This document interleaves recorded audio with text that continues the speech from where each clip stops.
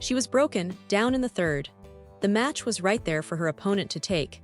And Eala did something that 20-year-olds aren't supposed to be able to do. She found a way, not a comfortable way, not a clean way.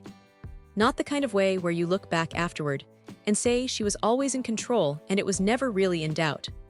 The kind of way that only happens when a player reaches somewhere deep inside herself that most players never find. Not at this age, not in this moment, not under this kind of pressure, not with the whole match hanging on a single point. And then she walked off that court close to midnight in California, sat down in front of the press, and told them she was excited for what comes next. That is who Eala is right now. And you need to see what she means to the people who have been watching from the very beginning.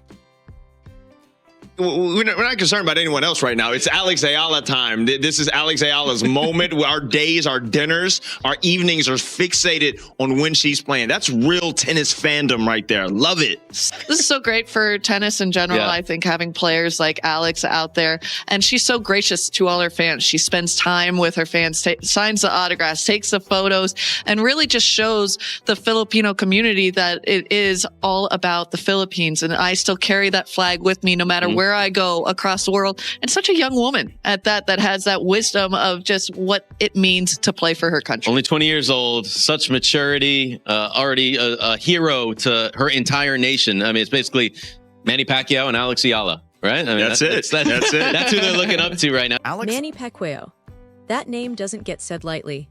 That is not a casual comparison thrown out in the heat of the moment. That is the full weight of what Eala now represents to an entire country. A country that has been watching her build something that has never been built before and is only just beginning to understand how high it might actually go. And she earned that comparison.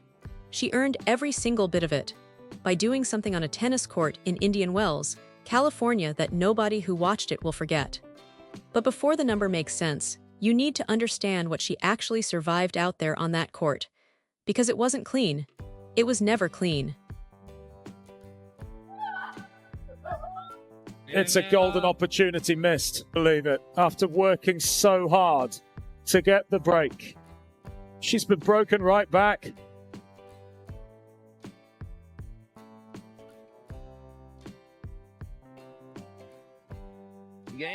Oh.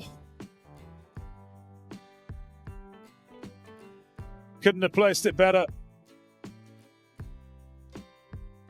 The noise is deafening. Inside Stadium 3, one of the best. But there's just too many errors in her game. Too many double faults. 8 in this set alone. 15 for the match. And it hands Eala a 4th match point.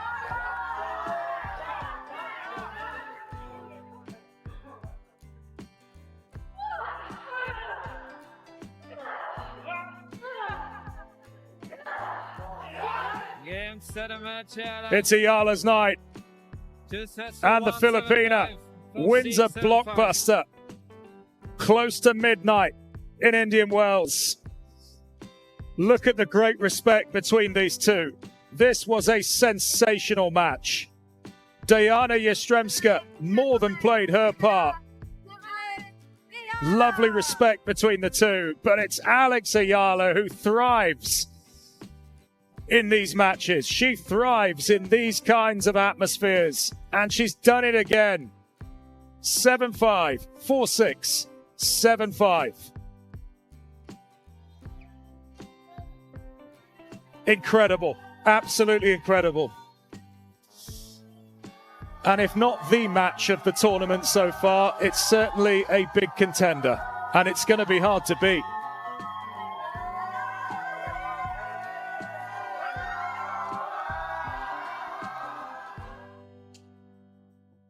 I think the support in the end got her over the line. But you've got to feel for Diana Yastremska. She had chances. That win over Diana Yastremska, 7-5, 4-6, 7-5, was not a dominant performance where Eala took control from the opening game, and everyone went home early with nothing left to talk about. Yastremska is a top-ranked professional who came ready to compete and played her part in a match that deserved every bit of the reaction it got. She had the third set, she had broken. She was controlling it and looking every bit like the player who was about to close this out and send Eala home. And then Eala found something.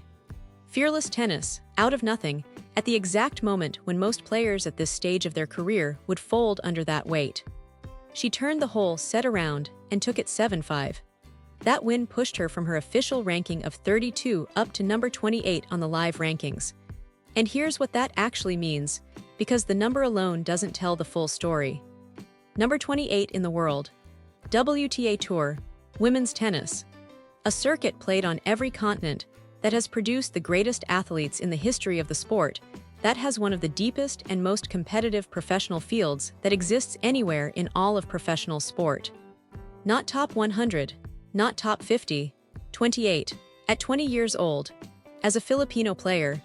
Let that sit for a moment before we move on, because 2 years ago, people were genuinely asking whether Eala could crack the top 100 on the senior tour. 1 year ago, the conversation was whether she could break into the top 50 and stay there consistently. Today, right now, the top 20 is a realistic, achievable, math-based outcome that could happen before this tournament is even over. That is not a trajectory. That is a rocket. And the people who have been watching her since she was winning junior Grand Slam titles and making the entire development circuit sit up and pay attention, they always believed something like this was coming. But believing it and actually watching it happen in real rankings, backed by real wins, on real professional surfaces against real professional players, those are two completely different things. The number is real. It is on the board. It cannot be argued away. And the way she got here tells the story even better than the number does. She didn't build this ranking by running up points against weak draws in small events on easy weeks. She has been on the big stages, against players who are capable of beating anyone on any given day, in packed stadiums where the crowd becomes another force inside the match. And she keeps finding ways to win when it gets hard. That is the defining pattern of her 2026. Not perfection every single week, not a smooth, uninterrupted climb. But when the moment gets as big as it can get, she doesn't flinch. She leans into it. She goes looking for the big moment rather than running from it. And that is what makes the next part of this story so interesting. Here is what most people don't fully understand about what number 28 actually unlocks. The top 32 players in the world receive direct entry into the main draws of every Grand Slam tournament on the calendar. At number 28, she is comfortably inside that line. No qualifying rounds. No grinding through a preliminary bracket before the main event has even started. No accumulated physical wear. No mental stress from having to fight your way in while the top players rest and prepare. Players who enter through qualifying carry that weight into the main draw before a single ball has been struck. Eala doesn't carry that anymore. She arrives the way the top players arrive, fresh, focused, prepared specifically for her first opponent, with a guaranteed seat at the table. That changes how you plan an entire season, how you manage your body across a long year, how you approach each tournament knowing you belong there before the draw even happens. And if she keeps winning here, if she can get through what is coming next, that number doesn't stay at 28. A deep run at a Masters 1000 event like Indian Wells would generate enough points to push her into the top 20 for the first time in her career. And now, here is the uncomfortable part. Her reward for beating Yastremska is a match against Coco Gauff, world number 4, on American soil, in front of a California crowd that will be almost entirely behind Gauff. Less than a month after Gauff beat her 6-0, 6-2 in Dubai, think about what that draw actually means. Imagine being ranked number 4 in the world, playing at home. Your crowd behind every single point from the first game to the last. And the 20-year-old you just beat 6-0, 6-2 a month ago walks back onto the court across the net from you. That is the situation both players are walking into. And there is no version of that matchup that is comfortable for Eala. The Dubai scoreline is real, and the critics who keep pointing to it are not wrong to point to it. 6-0, 6-2 is not a close match that went sideways at the end. That was a day when Gauff was operating at a level Eala genuinely could not answer. The pace, the power, the consistency, the depth on every ball, all of it too much on that particular day. There is no spin on a 6-0, 6-2 loss. It was a comprehensive performance from Gauff, and Eala knows it. She said it herself after the Yastremska win. It's going to be tough. She expects the full crowd behind Goff. She'll have to dig even deeper than she did tonight. And then she said she's excited and ready, which is either the most composed statement a player can deliver after surviving match point in a 3-set fight, or a very precisely constructed answer designed to project exactly the right image going into the next round. Probably both, but here is what the critics conveniently leave out every single time they point to that Dubai result. Eala played that Dubai match at a lower ranking, at an earlier stage of her 2026 season, before the wins and the confidence and the hard-fought match experience that have now pushed her to a career high. The player who steps onto the Indian Wells court is not the same player who walked off the court in Dubai. She's carrying more experience from exactly these kinds of pressure situations. Third sets, match points, crowd momentum shifting hard against her, moments where the match is on the edge and most players let it go. She's carrying the specific knowledge of what Goff does, how she constructs points, what the patterns look like from across the net. Whether those adjustments are enough to change the outcome is a genuine open question. But the inputs going into this match are different from the inputs that went into Dubai. And there's one more thing worth knowing. Eala and Goff have been doubles partners. That means Eala has been on the same side of the net as Goff, has watched her move and read situations and communicate during a match. That kind of familiarity doesn't automatically produce a win in singles, but it is not nothing. Knowing your opponent as a competitor and as a person gives you a different layer of information than film study alone ever can. To really understand what number 28 means, you have to understand what it actually costs to get there. Tennis has a deeply established global hierarchy. Players from the United States, Russia, Czech Republic, Australia, they arrive on the senior tour with development systems built behind them over years of investment. Early talent identification, elite coaching academies, financial backing, a clearly mapped pathway walked by countless successful players before them. The resources that go into producing a top 30 player from those countries are enormous and compound over time into players who arrive already battle-tested and well-resourced in every sense.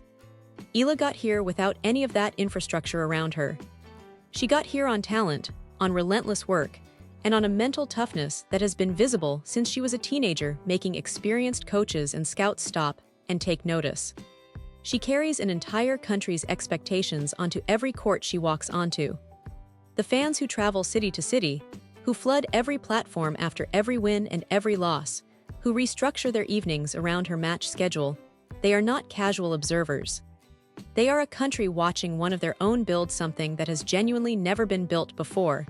She did not get here because the system was designed for her. She built it herself. Number 28 is not just a number, it is proof. Proof that the junior results were a preview, not a ceiling. Proof that the senior tour is exactly where she belongs. Proof that every person who said the trajectory was real, that the talent was real, that the mental edge was real, that she was going to figure out the senior level the same way she figured out every level before it, was right all along. The critics who wanted to slow the story down, who kept circling back to Dubai and the tough draws and the age and the lack of institutional support, they are watching the ranking updates right now. And the ranking updates keep saying the same thing after every match she plays. She is here, she is climbing, and she is not done. The Goff match is coming. The crowd will be loud and it will not be on her side. The opponent is elite, and the atmosphere will be as hostile as any she has ever stepped into. But a player who fights back from being broken in the third, who survives match point close to midnight in Indian Wells, and then walks into the press conference and says she is excited for what's next, that player has something inside her that a ranking number cannot fully capture. Number 28 is where she stands today. Where the ceiling actually is, nobody has a convincing answer to that question yet. And if you've been following this story from the beginning, that is exactly where you always hoped it would end up. How high do you think Eala's ranking goes by the end of 2026? Top 20, top 10, or even higher? Drop your prediction in the comments right now. Hit that like button if this fired you up for what's coming next at Indian Wells. And if you're not subscribed yet, get that done. More Eala coverage is coming all tournament long.